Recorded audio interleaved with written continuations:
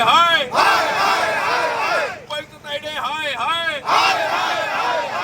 या बांधकामांचं करायचं काय, या अधिकाऱ्यांचं करायचं काय, या अधिकाऱ्यांचं करायचं काय, ठाणे महानगरपालिकेचा, ठाणे महानगरपालिकेचा।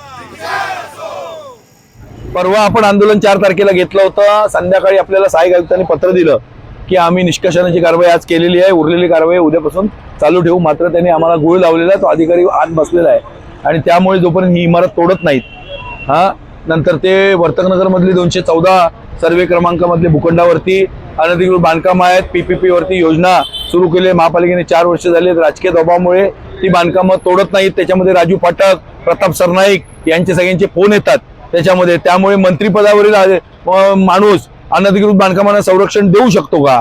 पाहिजे तर सीडीआर तपासा। मी ओपनली बोलतोय याच्यामध्ये, आणि हा तायडे आहे इकडे उपायुक्त। त्यामुळे मी तर म्हणतो या पलीकडे जाऊन काँग्रेस ही मोहीम व्यापक करणार आहे।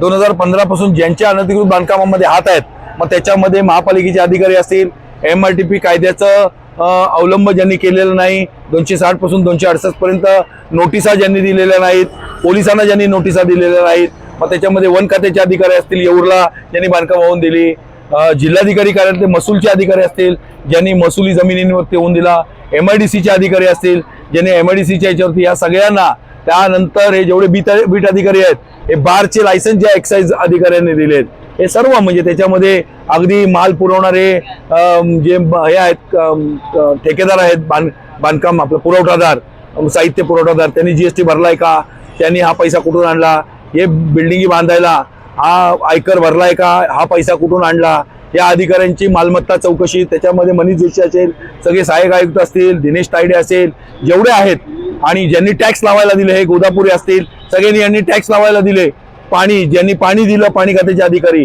ज्यांनी वीज दिली, टोरंटवाले असतील किंवा MSCB वाले असतील, यांना या सगळ्यांच्या मालमत्तेची चौकशी करायची, आणि या सगळ्यांना मग त्याच्यामध्ये स्ट्रक्चरल ऑडिटर पॅनलवरचे महापालिकेचे ते कसे काय देऊ शकतात की बिल्डिंग अनधिकृत इमारतीला ते लोक ऑडिट रिपोर्ट देतात की स्टेबल आहे म्हणून।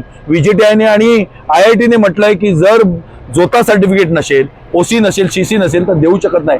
त्यामुळे सर्व अधिकारी याच्यात, सगळेच अधिकारी याच्यात सामील आहेत। या सर्वांची चौकशी करून, आर्थिक इतर संबंध गुंतलेत PCI ऍक्ट खाली चौकशी करून या सगळ्यांना मोका लावून टाका। आणि जेवढे लोकप्रतिनिधी आहेत, जेवढे मधले दलाल आहेत, मध्यस्थी येतात करायला, फोन देतात, आम्हाला करतात, या सगळ्यांना, आणि जेवढे मग त्याच्यामध्ये आमदार इन्व्हॉल्ड असेल, कोण पण इन्व्हॉल्ड असेल, सगळ्यांची चौकशी झाली पाहिजे आणि सगळ्यांना मोका लावला पाहिजे। आणि जेवढे अनधिकृत इमारतीमधले बार आहेत, हुक्का पार्लर आहेत, हे रेस्टॉरंट्स आहेत, मटक्याचे धंदे आहेत, हे क्लब आहेत, हे सगळे तोडले पाहिजेत ही बांधकामं। ही आमची प्रमुख मागणी आहे आणि 19 तारखेला आम्ही आमरण उपोषण सौरभ रावांसमोर सुरू करणार।